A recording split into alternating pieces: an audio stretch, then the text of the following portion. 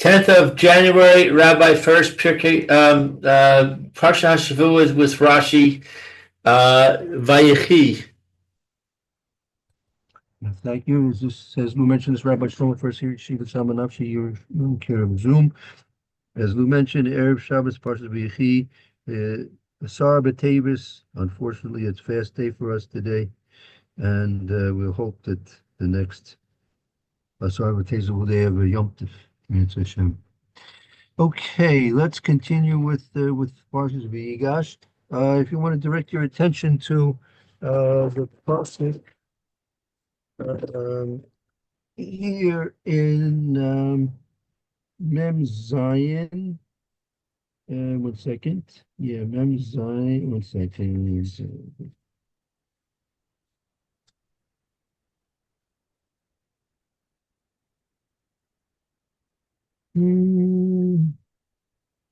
Wow. Okay. Yeah. Perik Mem Ches Pasuk Zion. Let's see. Memchet Pasuk Zion. Pasuk Zion. Okay. Vani bevo'i mi padan or mesa alai Rachel be'eretz Canaan baderech va'od kiv ras eretz lavo Efrasa ve'ek bireha sham baderech Efras he base lechem. Let's see. But as for me, when I came from Padan, Rachel died on me in the land of Canaan on the road. Well, there was still about 10 beras, whatever that is. Baras, 10 beras of land to go to Efras. And I buried her there on the road to Efras, which is Beit Lechem. Rashi says, but as for me, when I came from Padan, etc., although I trouble you to take me to be buried in the land of Canaan, though I did not do so for your mother, for she died near Beit Lechem, about a beres of land. This phrase refers to a measure of land. It is 2,000 amos, like the measure of the Techum of Shabbos, according to the words of Rav Moshe Hadarshan. And do not say that rains prevented me from taking her and burying her in Hebron. This is not so, for it was the dry season, when the land has hollows and holes like a sieve.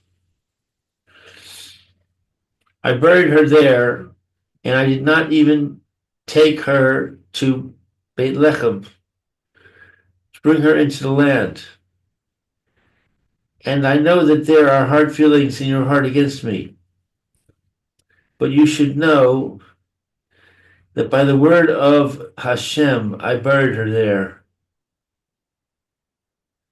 so that she should be of aid to her children when Nebuzaradan would exile them, and they would pass through by way of Rachel's tomb.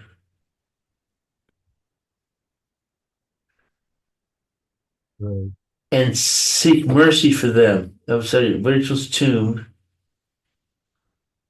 Rachel would go out to her grave and weep and seek mercy for them. As it says, a voice is heard in the heights, etc. And the Holy One, blessed is he, answers her. There is reward for your act, says Hashem, and children shall return to their borders.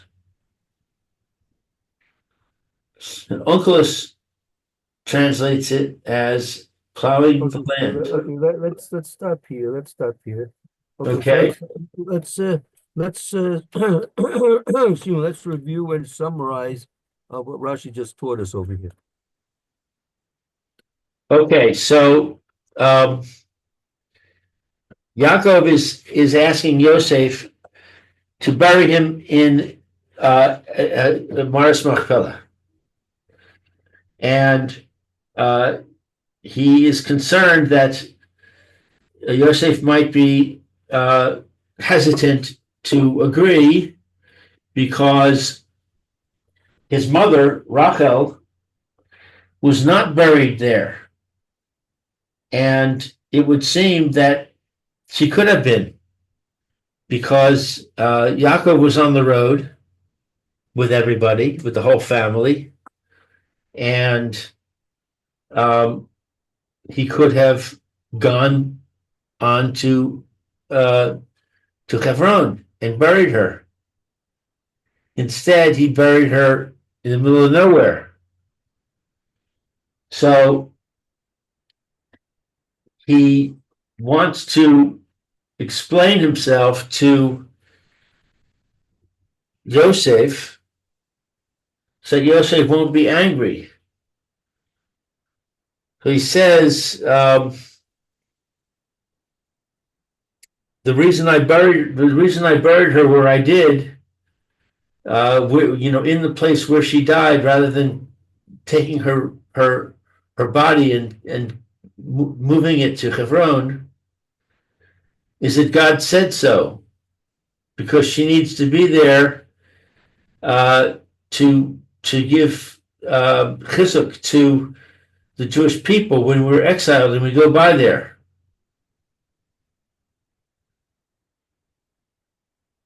Right, very good.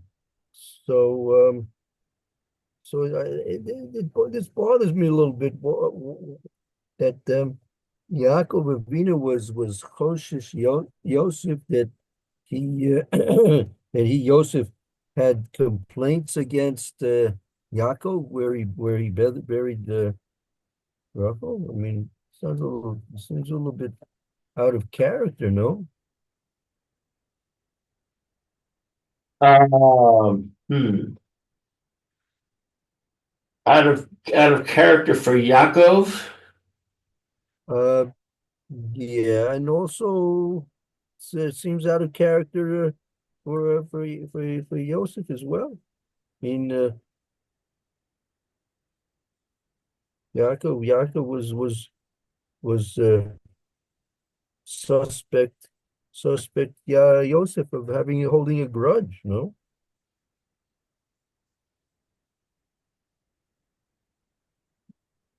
Um, well, I mean, it seems like a pretty legitimate complaint on the part of Yosef. Uh, um, I mean, it seems like to a certain extent, um, Yaakov was a worrier. He was worried about everything. So, in that respect, I would say it's actually in character that he would be worried about this. Mhm.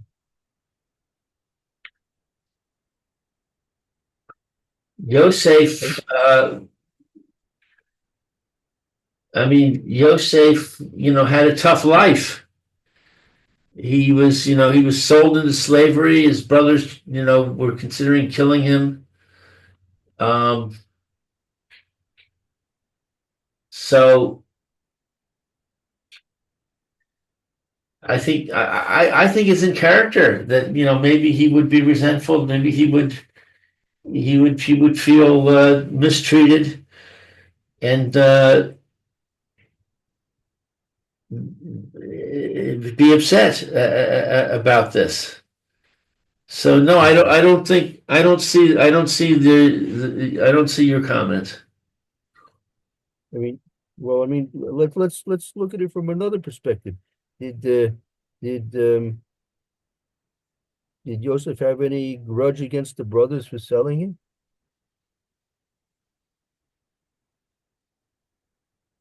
Well, I mean, it seems that his motivation was pure, that he wanted them to do tshuva, and all of the manipulations that he did were geared for that. And the proof in the pudding is that they did do tshuva. It says explicitly in the Torah that they said to each other, "It's because of what we did to our brother that this is happening to us." So, um, there's really no evidence. I think there's no evidence that he held a grudge, except for one thing, and that is he never said, "I forgive you." He said, "Don't worry, Hashem sent me down here to provide for you, and it was Hashem's plan," and so on. And that's all nice things that he's saying, but it seems to me he should have, at some point, he should have said, "And I forgive you." And the fact Well, that he didn't say that makes me wonder if maybe he did hold a grudge. well, it could be that he didn't think there was nothing to ask forgiveness from. They obviously were doing it as shluchim from a Kadosh Baruch Hu. They're the whole situation as we see. Yosef himself says this was a necessary situation. You had nothing to do with this. You thought to do this to me, but it really was Hashem's. This was Hashem's doing. So he doesn't have to forgive them for anything. Yeah. Um, well, we see that they were concerned that he didn't forgive them because, excuse me, after Yaakov passes away, they come up with this story about how Yaakov told them to tell him to not take revenge. So I think they needed to be told, "I forgive you." Well, first of all, in fact, he never did in fact say that he forgave them. And there are those Rabbeinu Bechai, there are others they speak about this that it was not that he should have in fact said he forgive them. But it could be that he was on such a very high level that he had no need for asking forgiveness because he understood this was clearly the will of a Kadosh Baruch Hu. You don't have to ask forgiveness for somebody who's doing the will of a Kadosh Baruch Hu. Well, I mean, the Egyptians were punished. They were doing the will of Hakadosh Baruch Hu. Well, they went overboard. They did whatever they were supposed to do. They went very far beyond it, right? Well, the brothers went And over. also the Chazal say that the Egyptians they were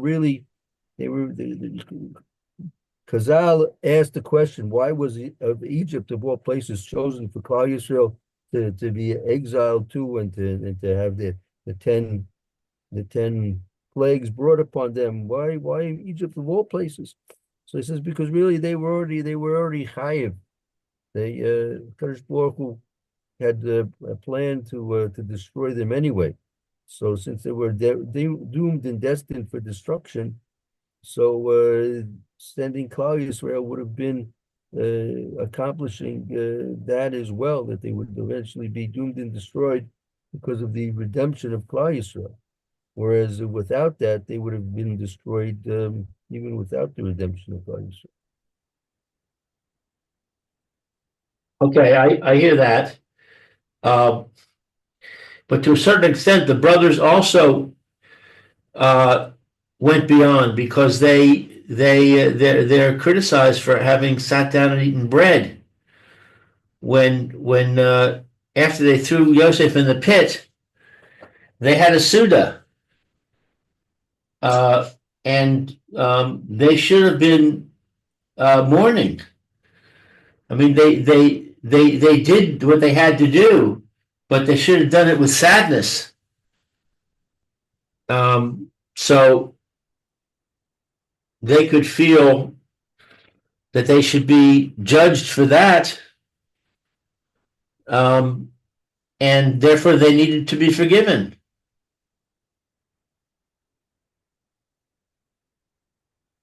Well, again, whether they did it with absolute pure intentions, number one, whether or not they did it with the exact measurement of what was necessary to do or not, right? So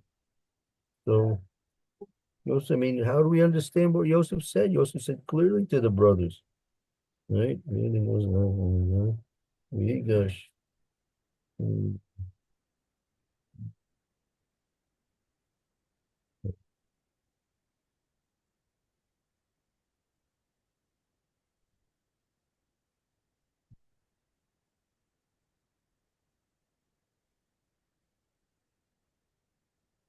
How do we understand uh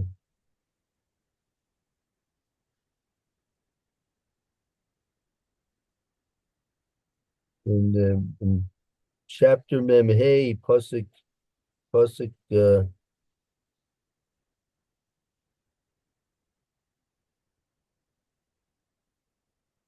Mem Hey Pasuk,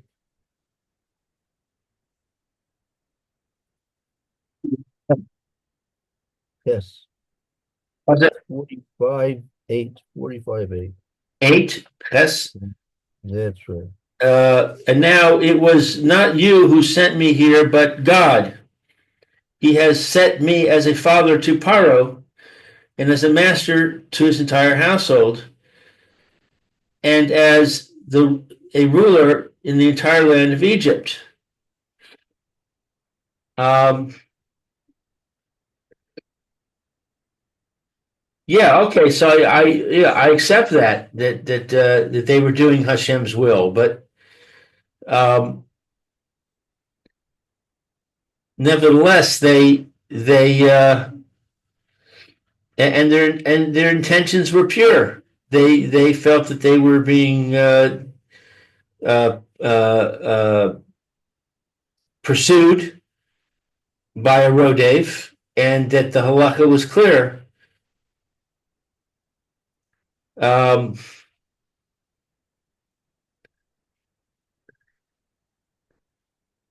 but nevertheless, I mean, it's possible that a person can be put into a situation where um, damned if you do, damned if you don't, where you got to do something, but there's a negative side to it, negative consequence to it, and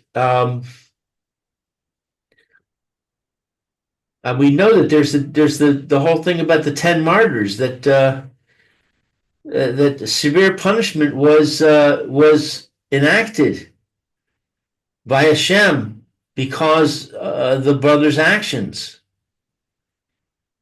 So I mean, who knows? Maybe if Yosef forgave them, there wouldn't have been the need for the 10 martyrs. Right. Well, that's what I'm maintaining. If Yosef is if he's truthfully saying that he believes with the whole heart that the Kadosh Baruch Hu did this to him, right? So maybe he has complaints against the Kadosh Baruch Hu.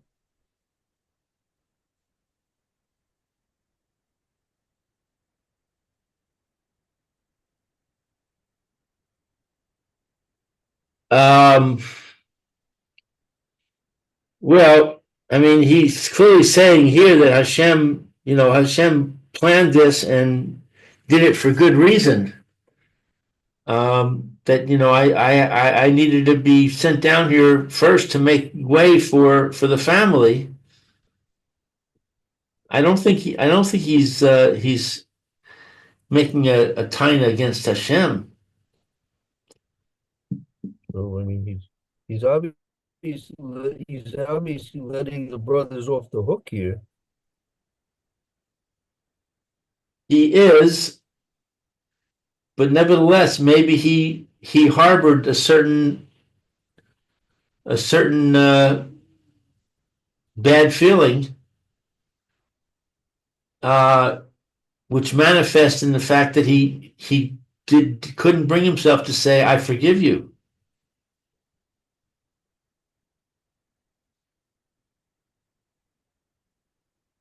Yeah, could be, but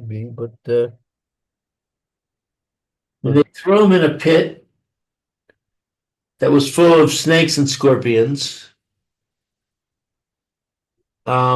They took his coat and tore it up. They ate bread, so they didn't necessarily do exactly what they needed to do and no more.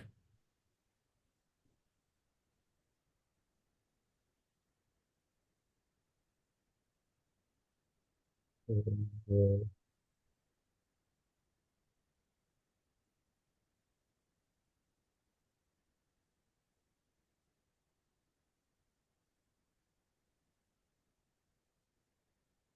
well, what were they supposed to do?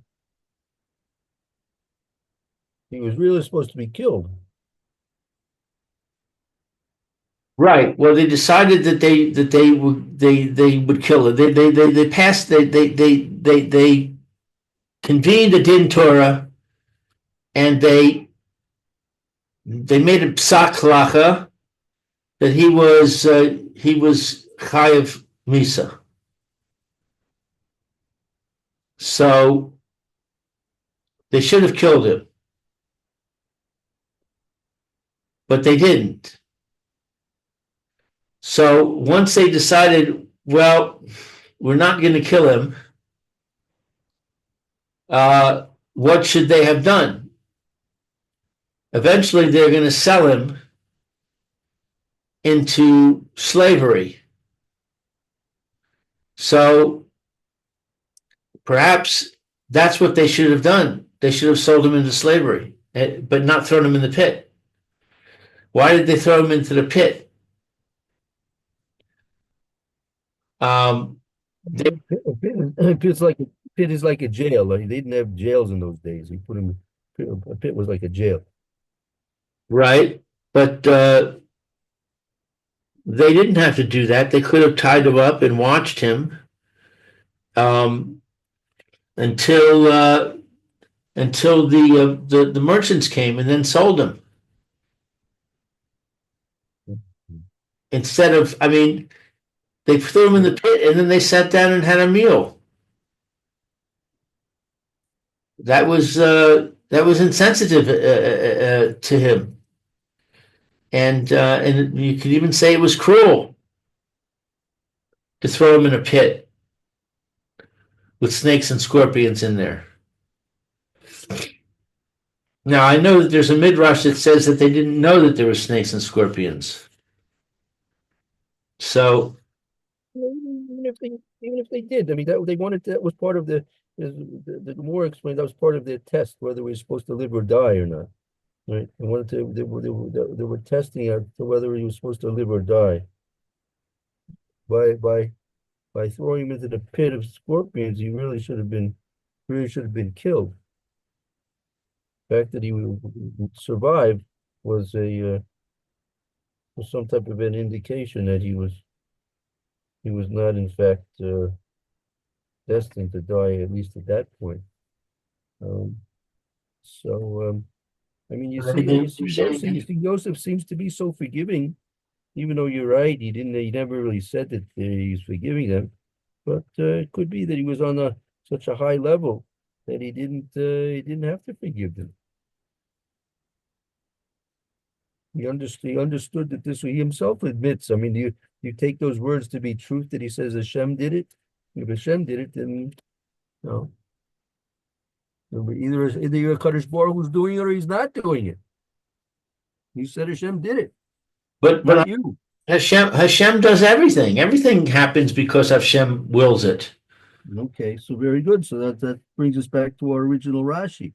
What is Yaakov Avinu trying to give excuses for his burying Yosef's mother out on the road? Doesn't Yosef know that these things are coming from a Kaddish Baruch Hu? He suspects. Not only does he suspect, he accuses. According to Rashi, he's actually accusing Yosef of holding a grudge. Um, well, that's a good point.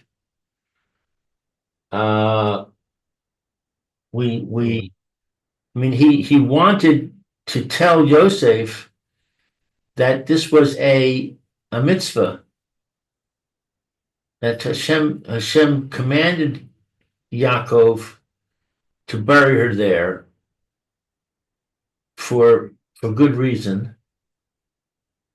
Um, so if Hashem had not commanded him to do it, then you could argue that he wouldn't have done it. That Yosef needs to know that's the reason.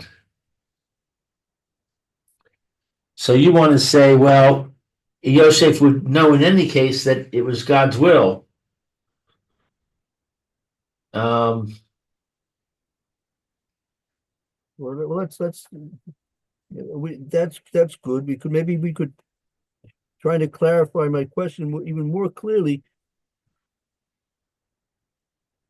Whether or not the brothers did what they did in the best possible way, in the less cruel possible way, but did Yosef in fact hold a grudge against the brothers? I think he did. I think the pasuk that by his own admission he's admitting that he doesn't have any grudge against them. I think we'll see. I think there's another pasuk also. Um, mm, mm,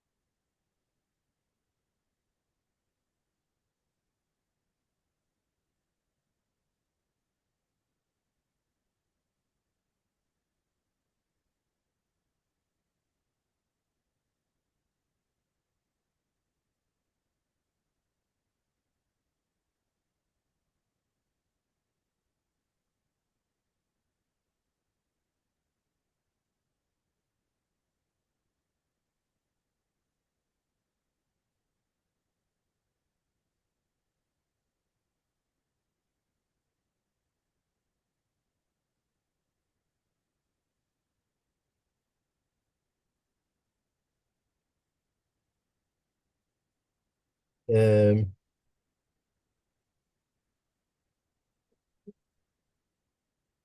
and Nun pasuk Yud Tes. take a look. There are a few psukim over here that we have to look at. Nun, Nun, Yud, Tes, Yud, Yud,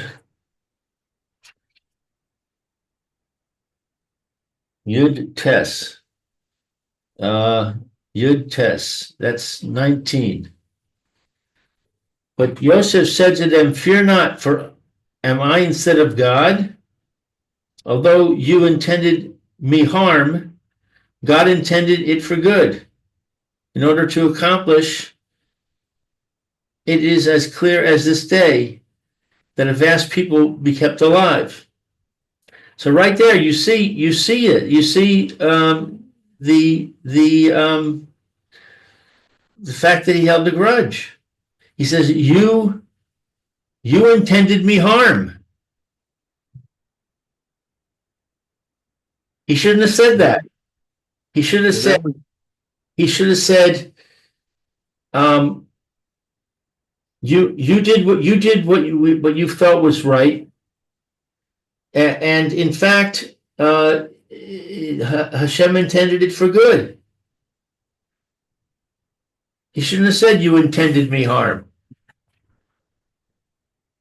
well, what wasn't the Kodesh Baruch Hu involved with the Psak Din?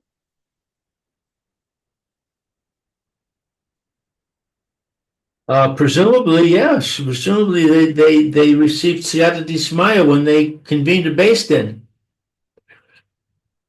But again,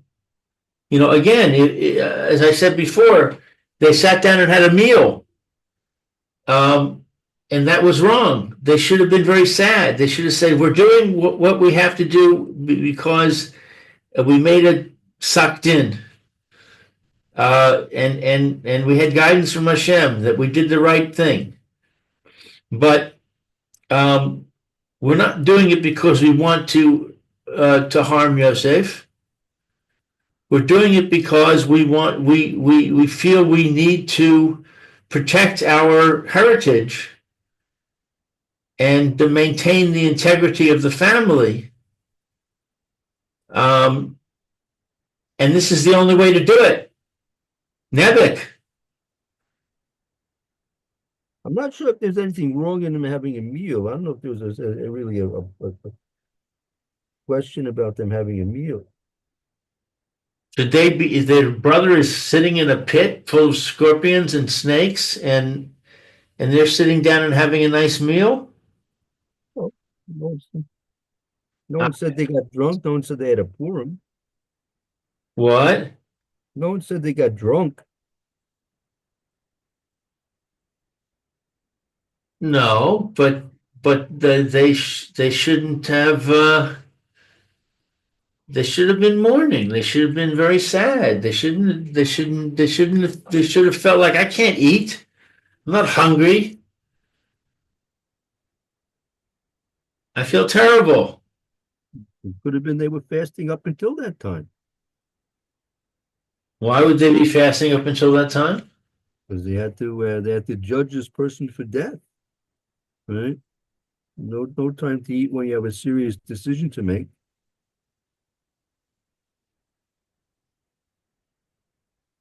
Yeah. Why does the Torah tell us that they ate bread? We don't need to know that fact. That's irrelevant. I don't know if it's used as a criticism against them.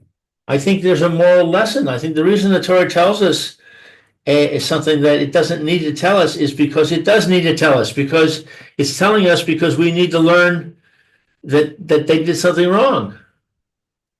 Well, if we see the Chazal say that, then we have a right to make those judgments. I believe that it does say such a thing somewhere in the Mishnah. I don't have a raya, but this is what I was taught. I was taught that they're faulted for having eaten bread.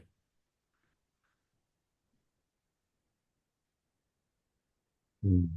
It would be better if they had chocolate milkshakes.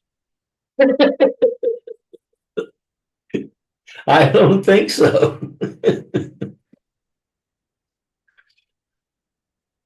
Mm. uh, I mean, if it said they had bread and wine, it would be. You're right. It would be worse. Um, Let's see. Let's take a look.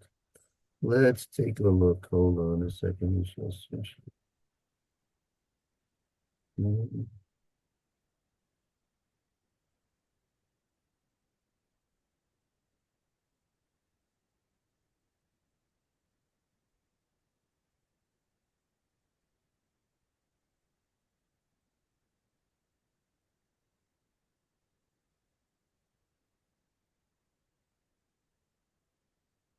Mhm.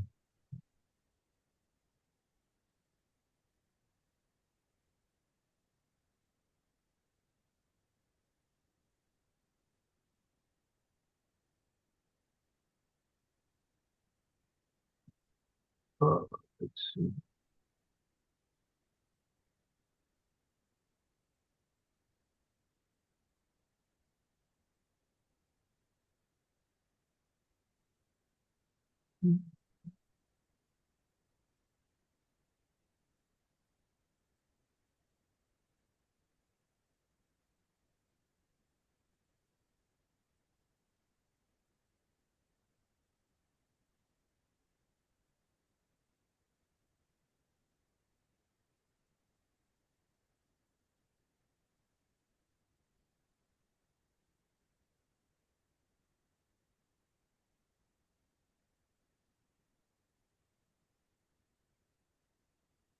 Um, Trying to find out if it says specifically that they ate lechem.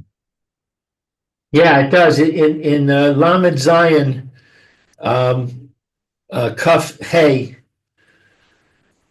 it says Vayeshvu le'echol lechem, but there's no Rashi. Rashi doesn't comment. Rashi comments on the pasuk, but not on that part of it.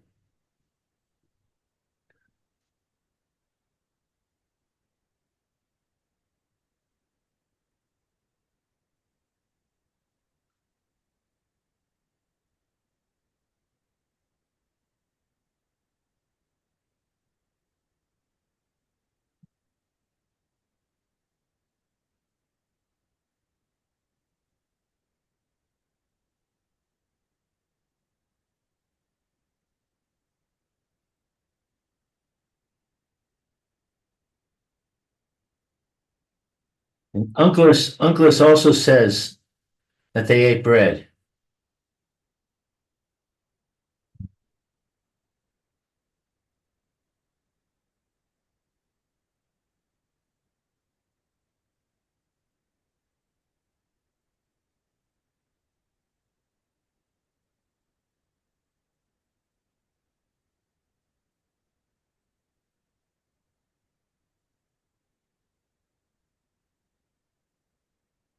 Oh, let's say midnight.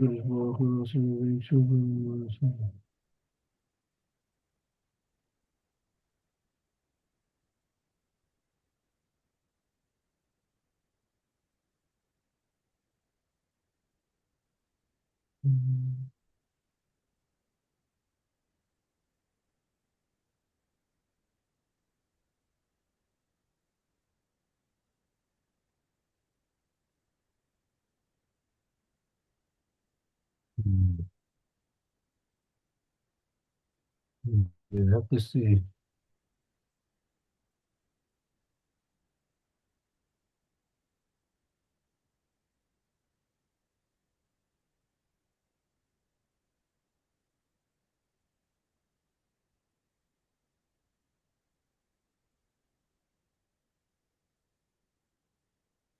Yeah.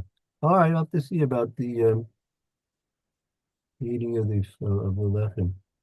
Let's see. That's,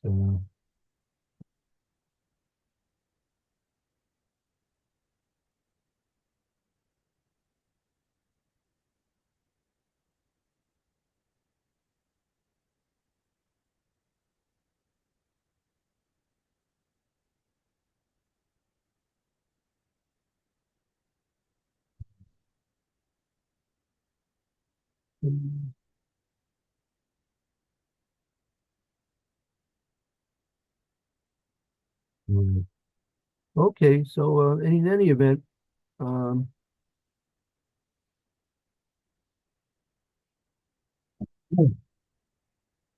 uh, we see that Yosef obviously held a grudge about his mother, and I don't know. To me, I'm not convinced that he held a grudge against his brothers, but possibly, maybe yes, maybe no. I don't know. I don't have. I haven't satisfied myself if he has really had a grudge against his brothers. But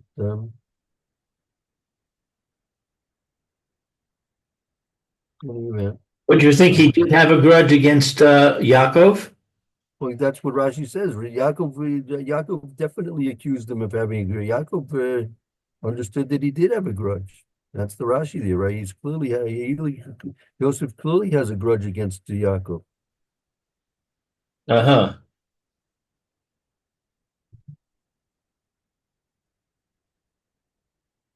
And we don't see clearly that he has a grudge against his brothers. I mean, maybe he did, maybe he doesn't. I don't know. I mean, that's the point. Did he really have a grudge against them or not? I don't know. I know our time is up, but I'm not clear. Where do you see that Rashi says that he had a grudge? Yadati Yeshua, I believe. Yadati, I know. When that was in Lamed Zion Pasuk Ches, I think it was. Well, I'm sorry, Mem. Memchet Pasuk Zion, I think. Yeah, Mem Chet Pasuk Rashi says Yadati, I know. I know. Let's see, Yadati. Where do I see Yadati? Uh,